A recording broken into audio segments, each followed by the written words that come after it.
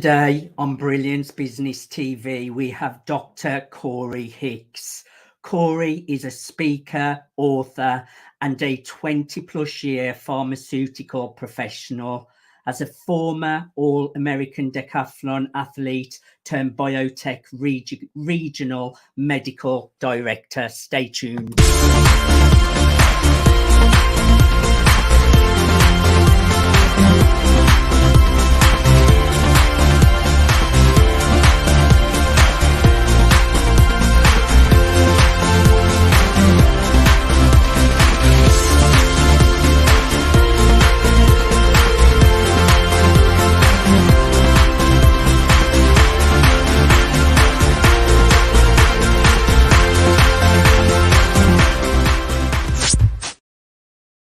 Welcome to Brilliance Business TV, conversations with leading experts in business.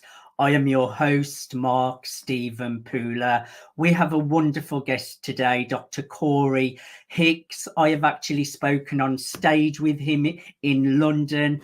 I think it's probably a few years ago now, and we have kept in touch ever since. He's a great friend, he's a great client, and a really, really successful speaker, author, among other things as well.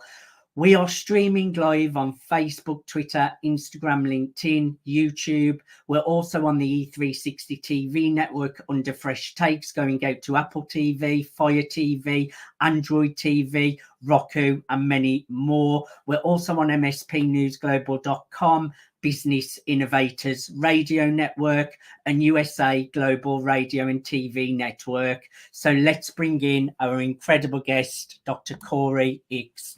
Welcome, Corey. Thank you. And it's indeed a pleasure to be here, Mark. Thank you for inviting me on your show. You're so welcome, Corey. And I'm really looking forward to a conversation with you today. Please share a little bit about yourself and what you do in the world. Well, I currently, I'm a health and wellness expert. So I am a motivational speaker, and I'm an author of 2 books, Values, Vision and Versatility, and Vision of Inspiration. And I also serve as a medical director for Amgen, which is a biotech company. So I really and truly enjoy inspiring, motivating individuals. I've had the opportunity in my past life. I was on the 1996 Olympic hopeful team. I've had the opportunity to work with NFL, NBA athletes, Major League Baseball professionals, tennis professionals. So I truly enjoy bringing out the best in individuals just through inspiration, encouragement. And that's just kind of like a little bit of who I am as an individual. So you're an incredible motivational speaker as well. I was very, very impressed when you spoke on stages, and you have talked a little bit about your books. Tell us a little bit about your inspiration about your books and, well, your inspiration behind your books and what they're about as well. So the first book that I wrote, and it was just interesting because I was, sometimes you go back and forth because you look at the daunting task of writing a book can be overwhelming sometimes. And I had it in my mind that I was going to start, but I never forget I was in the gym working out. It was probably maybe 5 o'clock in the morning, and I had an opportunity I didn't know she was an international CNN affiliate, an anchor person who was in the gym working out, and she started asking me questions. I started telling her about myself, and she was like, wow, I interview people from all across the world, but you're very interesting and you should write a book. She said, you have a phenomenal story about your life. And so I think that was probably the final straw. And I just started writing in no shape, form, or fashion, because sometimes you don't have to be politically correct in writing a book, meaning this is chapter 1, this is chapter 2, but I just started writing from my heart. And 80% of my book, believe it or not, was I wrote it on a BlackBerry. At the time, I was traveling a lot, and I would fly Southwest Airlines, and I would go and sit in the very back, and I would just write. And so probably 3 to 4 months later, I had enough information to begin piecing together my book. And so the first book that I wrote was titled Values, Vision, and Versatility. And it basically talks about, the the trio. And in order to be successful, you have to possess all three. So a person has core foundational values, vision in order to see yourself in a moment of greatness, and versatility to be a chameleon, being able to adapt to any and all situations. And if you take one of the three out of the equation, then you have unsustainable power, meaning a person can have values and have versatility, but if you don't have vision, you have no sense of direction. Or you can have vision and you can have versatility, but if you don't have values, your talents can take you places that your character can't keep you. And of course, you certainly have to have versatility to be a chameleon, being able to adapt. There's so many challenges that we may go through in life, but you have to be, flexible. You have to be able to have mental agility to be able to go through the good and the bad times, the peaks and the valleys of life. So I felt compelled just to write a book. I think the book is right around 79, 80 pages. I didn't want it to be intimidating, but I wanted it to be something to introduce the concept of values, vision, and versatility. And then the second book that I wrote was a spinoff from values, vision, versatility. It was called Vision of Inspiration, and it was 60 days of inspiration and motivational quotes. So I really and truly believe in empowering individuals to inspire individuals to be the very best that they can possibly be. So that was my inspiration, Mark. I love it, and great inspiration to really, really help people move forwards in a positive light as well. And I think it's really important to be able to adapt to your environment and changes in life. I think that is a really, really key skill that is needed in life. And having that vision as well, really connecting to the vision, but bringing it into the present moment's really important, and living from that vision, I find, is important as well. So it's as though it's already happened now is my way of doing things. And versatility is so important. I think that's really, really, really valuable for people, because some people don't have visions, do they, Corey? Or some people can't adapt to their environment. So I think the 3 V's that you have shared are really, really important life skills to have. Well, thank you. I totally agree. What are the books called? So the first book is called Values, Vision, and Versatility. And then the second book is called Vision of Inspiration. And so I Like have a it. third book that's going to come. I'm working on some things. So that's going to complete the copulation, the trio. And is that on Amazon? Yes, it's on Amazon. You can purchase it from Amazon. Perfect. So life can be hard at times, in relationships, in business, in just life in general. So my question for you is, what advice do you give to someone who is on the brink of giving up? Because I've been there many times, but I always get back up and keep on moving forward. Yeah, I mean, it's tough. I mean, now there's a lot of mental challenges that people are going through. Life certainly can throw you some curveballs, but if you don't quit, you will eventually win. And I look at life as, it's a cycle. You're justified, certified, and you're elevated. And so during this justification period is when you're going through a storm. And that storm sometimes can be daunting. It can be challenging. That storm happens at times when we lose sight of our vision, when we're trying to be like everyone else, opposed to, being like the person that we are called to be. And, when you're going through that storm, if you don't quit, it builds character. There's many lessons to be learned along that journey that will ultimately sustain you once you finally get to the place that you need to be. But you have to weather the storm. That storm may happen at times to pull you away from people that you're not aligned with, or to pull you closer to people that you need to be aligned with. But once we finish that justification period, then the certification process happens. And the certification process is when you're tried, true, and proven, and you're justified, meaning you have weathered the storm, you have learned the lessons, you have placed yourself in a position to be successful because of your obedience and willingness just to be patient throughout the process. And then the elevation period is that is when we call you living days of heaven on earth. And that's when you're placed in a position that you can reap the benefits of your labor.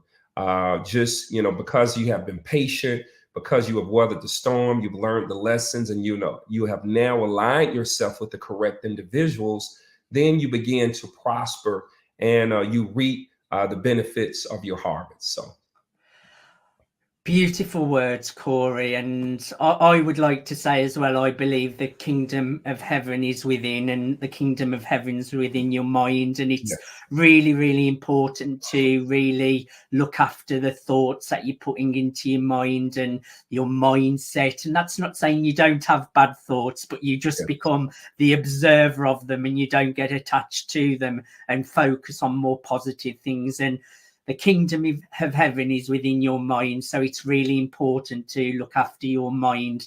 But I think it's important to talk about here as well, giving up in general. Like if anyone is struggling and going through a really bad storm, I know sometimes when you're in that storm, you feel like giving up. You can really feel at rock bottom.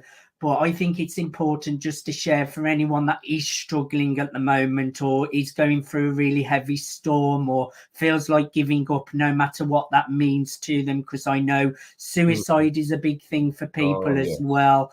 I would like to say to anyone who is watching this, if they are struggling, never, ever, ever suffer in silence. Always seek help from a really good friend, someone that you can trust.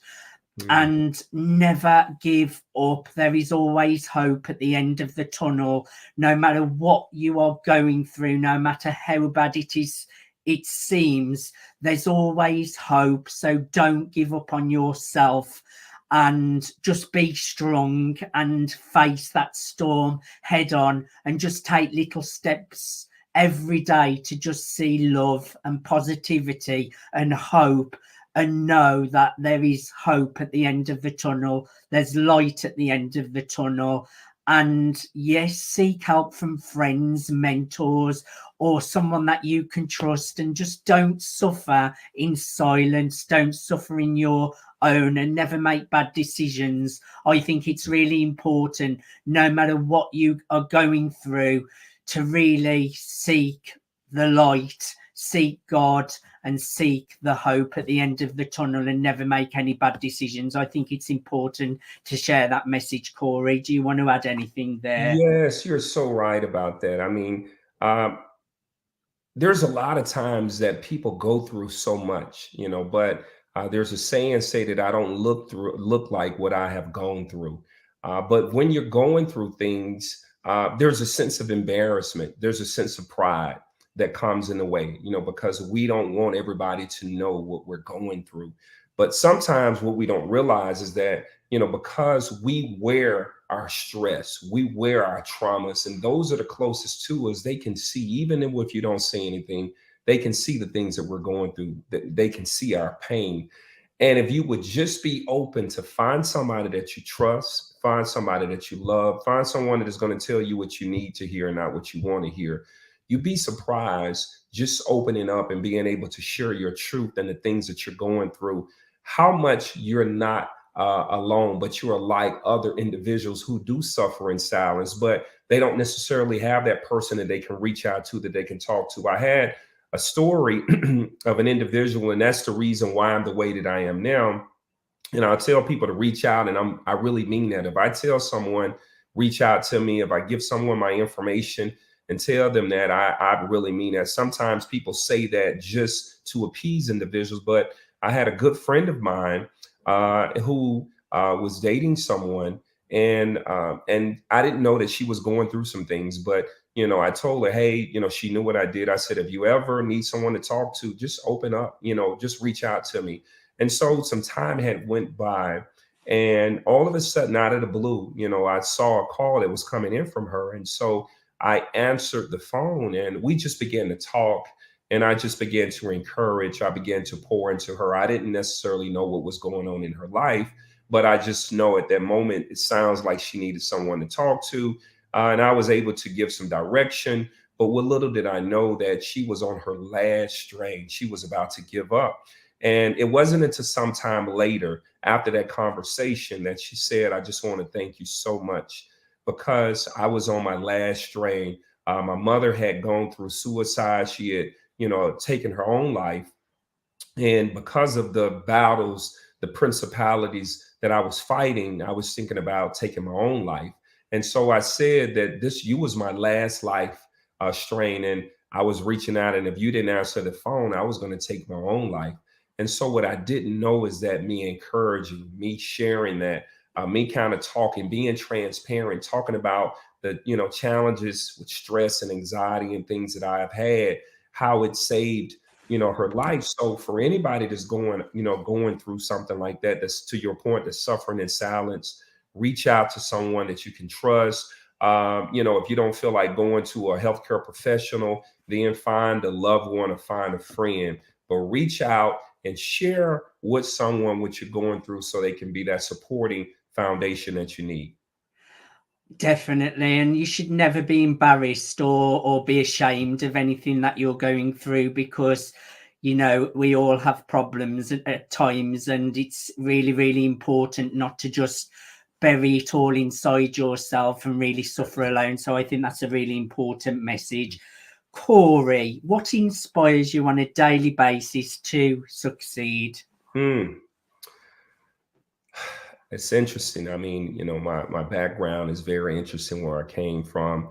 And, I didn't start off like everyone else. I didn't start off making the best grades and being the person, the most liked and well-liked individual. So everything and how I grew up, you had to prove to people that you deserve to be here, and that was my motivation for a long time, in terms of just proving people wrong, proving others how the perception that people may have had of me, proving them wrong.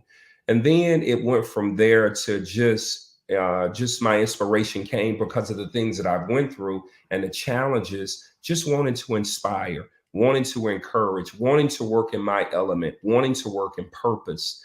And then from working in purpose, once you have a taste of success, and once you begin to feel self-fulfilled from the things that you're doing, because you can impact and help others, that just became my motivation.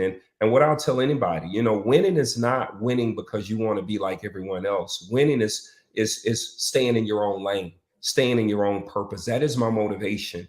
Being inspired, working in my passion, staying in my lane, not trying to necessarily be like anyone else, but being who I am called to be. And from that, that's what inspires me every day to get up. As you know, I write every day. I write a motivational quote every day. At the beginning of every week, I send out a motivational video. That is my obligation. That is my purpose.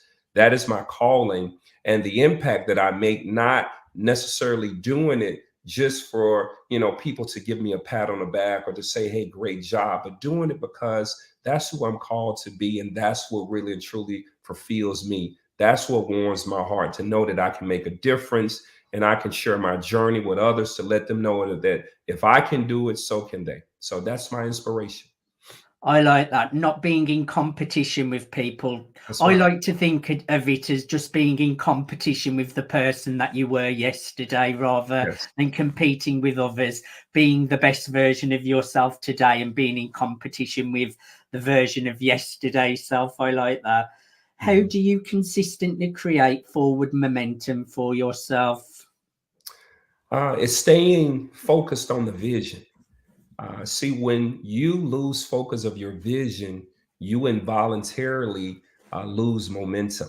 And that happens a lot. Sometimes we get frustrated with the process. Oh, things are not working. For whatever reason, I'm trying so many things, but are you trying the things that are aligned to you? Are you walking in purpose? Are you doing the things that you're called to do? So each and every day, I stay focused on my vision. I have a strategic plan of action that I know that I need to implement, to execute, in order to become each day the best version of me. And it's not like you're not competing with others, but you're competing against yourself to become who you have been called to be. And the only way that Yes. I can do that is, yeah, if I get tired, you can take a break, but you don't quit, but you stay focused on your vision to see your way through. So that's what I do, Mark. And that's more easier said than done. But when we stay, and then too, you count the quick wins. When you stay focused on the vision, sometimes we get caught up into we want this instant gratification.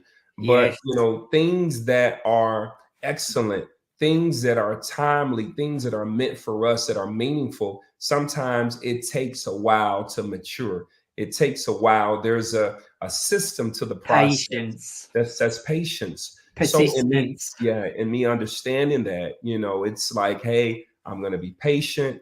I'm going to be timely, but I know that everything works out in the time in which it is allotted, and in the purpose in which it's called for. So, I just stay true to the vision, Mark. I agree totally. I definitely think noticing things that you are grateful for in every day. I even like my cup of coffee on a morning. I'm really grateful for it, but it's Yeah, noticing just the little things and those little wins.